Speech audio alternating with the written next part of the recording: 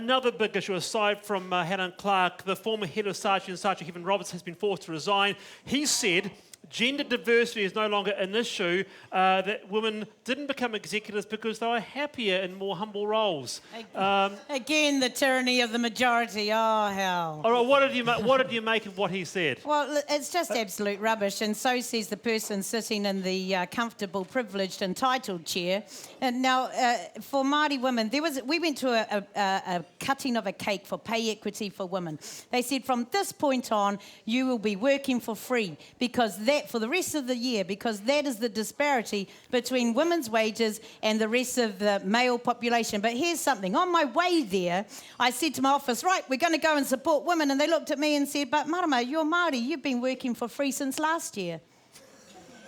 We've got to break the bush ceiling before we can even get to the glass ceiling. There's a tweet, Marama. What do you... I mean, John O'Naylor, is there... Yeah. I mean, you're a middle-aged white male like Kevin. Is there any chance he's right? No, he's not right, and there's never any excuse for there to be pay equity. I mean, pay inequity, sorry, actually, better get that right. So there's never any excuse for pay inequity. So what we've got to do is actually say, look, that's not acceptable. You can sit there and argue about why that's the case, and there's all sorts of complex reasons. So you really... But actually there isn't pay equity, and so we've got to look and see what we can do. So what can we do? What can the government do to erase this? What is it? 14%, 14.3% gap. 11.8, I think. But anyway. No, I think it's more like 14%. What can you do better? I think what we are doing better is, for a start, what we're saying is that we've set targets at this stage, at least of 45% of women on our government-controlled boards.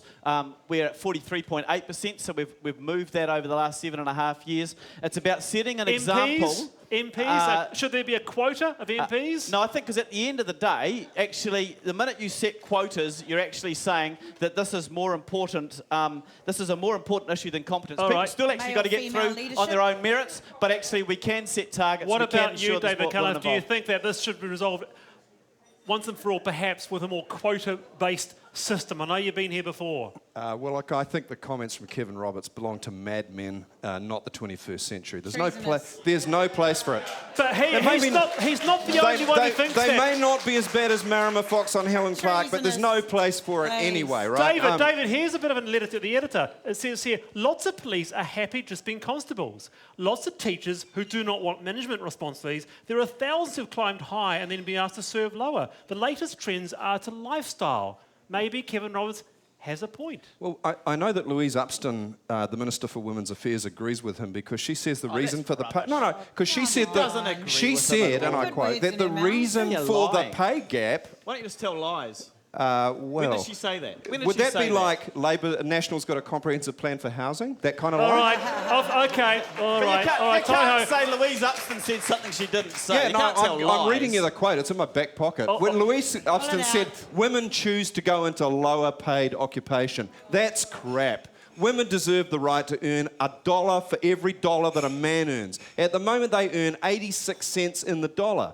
Equal pay for equal rights. It's simple. It should be in the law. What's National doing? All right.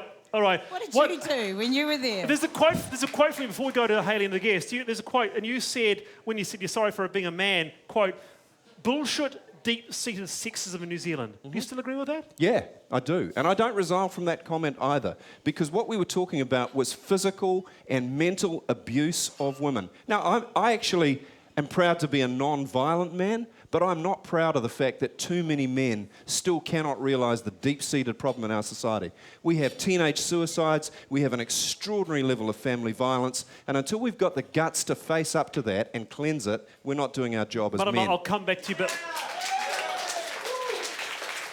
Very good. Madam, I'll come back to you, but Hayley's got a guest. Yes, I'm with Kirsten Patterson. She is head of the Chartered Accountants here in New Zealand. Obviously, you're in a leadership role. Were you happier before? You can't be happy while there are other people still trying to break through the glass ceiling. Regardless of whether it's on gender or wider diversity, there's still more work to be done. Now, David Cunliffe just said that it should be law, equal pay for equal work. I heard you mumbling that it actually is. We've had equal pay in law for close on 30 years. And my mum says to me, I can't believe you're still fighting this. I thought we'd fought this battle for you already. I've got a 10-year-old girl, and I don't want her to be fighting this. On current projections, our gender pay gap's not going to close for another 30 years.